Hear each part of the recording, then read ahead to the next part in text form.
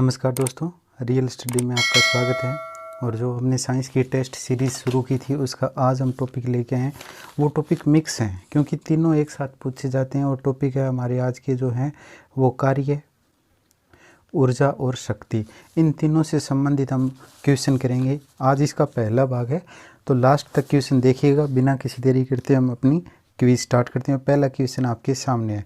पहला क्वेश्चन दे रखा है, रासायनिक ऊर्जा का विद्युत ऊर्जा में रूपांतरण करने वाला साधन है। यानी रासायनिक ऊर्जा को विद्युत ऊर्जा में कौन सा रूपांतरित करता है? Option A motor, B generator यानी जनरेटर बोल रहा है, सी सेल, डी स्पीकर। तो ये कौन सा साधन है जो रासायनिक ऊर्जा को विद्युत ऊर्जा में, तो रासायनिक ऊर्जा किस में संचालित होती है? सेल में। किस में होती है? सेल में। अब इन अलग अलग इन जो दिए हैं इनके भी अलग अलग काम है। जैसे विद्युत मोटर, ये मोटर होती है वो कौन सी होती है? वो करती है भी विद्युत ऊर्जा को यांत्रिक ऊर्जा में। जनरेटर होता है वो कौन सा होता है? यांत्रिक ऊर्जा को विद्युत ऊर्जा में। स्पीकर होता है वो कौन सा होता है? विद्युत ऊर्जा को ध्वनि ऊर्जा में। ध्यान रखना है। नेक्स्ट क्वेश्चन की बात करते हैं। सीजीएस पद्धति में कार्य की इकाई क्या है? यानी सीजीएस पद्धति में कार्य की इकाई क्या है? तीन मानक पद्धतियाँ होती है, एसआई हो गई, एफपीएस होगी, सीजीएस होगी। तो मुख्य रूप से दो मानक पद्धतियाँ ली जाती है, एक तो एसआई और एक होती है सीजीआई। यानी सीजीआई का पूरा नाम भी आपको पता होना चाहिए। सीजीआई का पूरा नाम होता है सेमी ग्राम सेकंड। पहला अपने पास ऑप्शन है भी कार्य की कौन कौन सी इकाई होती है? अर्ग बटे डाइन सेमी, जूल, मीटर सेकंड। इनमें से कोई नहीं, तो कौन सा होता है? अर्ग होता है, अर्ग। नेक्स्ट क्वेश्चन की बात करते हैं। ये क्वेश्चन पहले भी आ चुका है।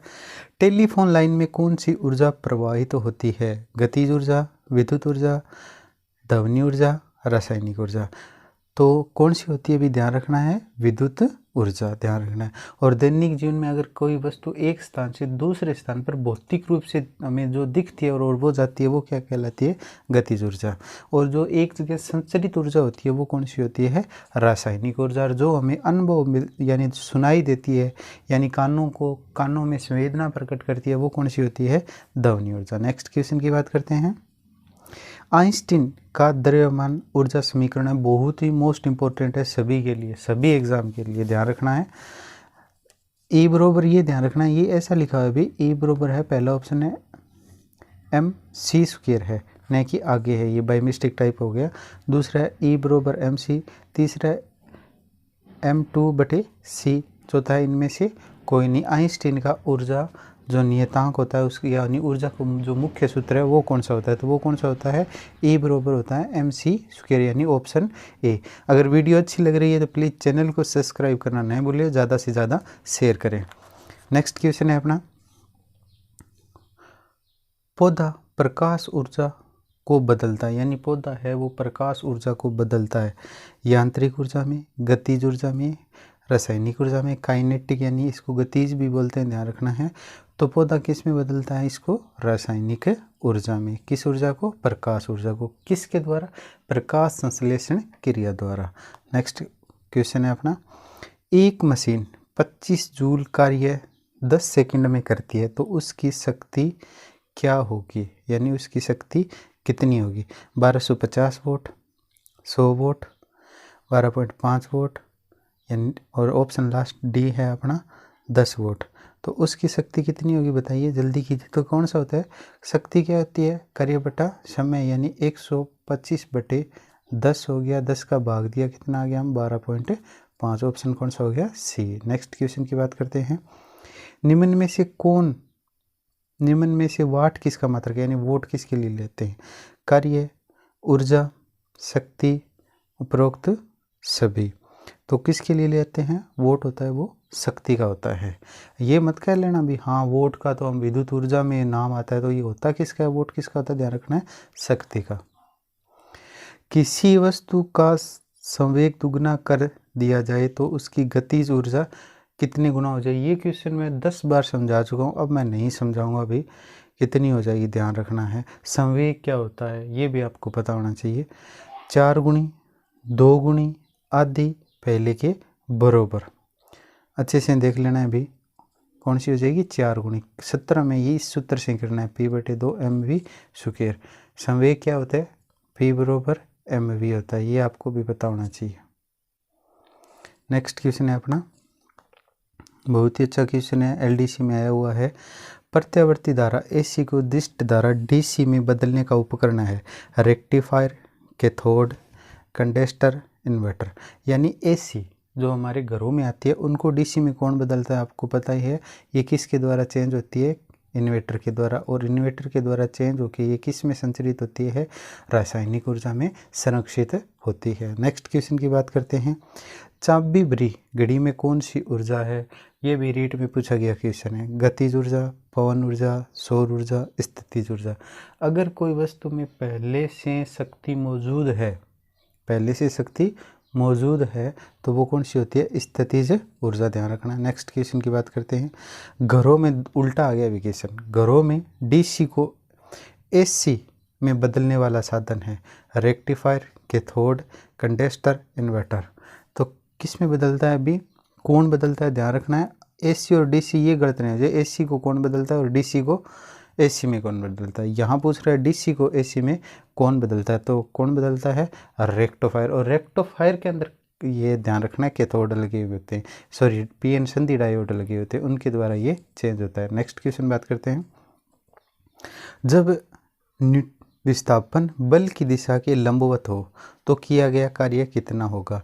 यानी विस्थापन है वो बल की दिशा के लंबवत है, लंबवत है यानी 90 डिग्री का कोण होता है।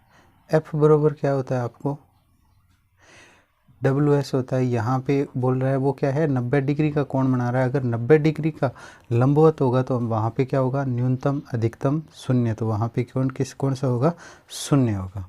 नेक्स्ट क्वेश्चन की बात करते हैं, ट्यूबलाइट का कार्य है गतिज ऊर्जा को पवन ऊर्जा में बदलना, विद्युत ऊर्जा को प्रकाशीय ऊर्जा में बदलना, पवन ऊर्जा को सौर ऊर्जा में बदलना, सौर ऊर्जा को विद्युत ऊर्जा में बदलना।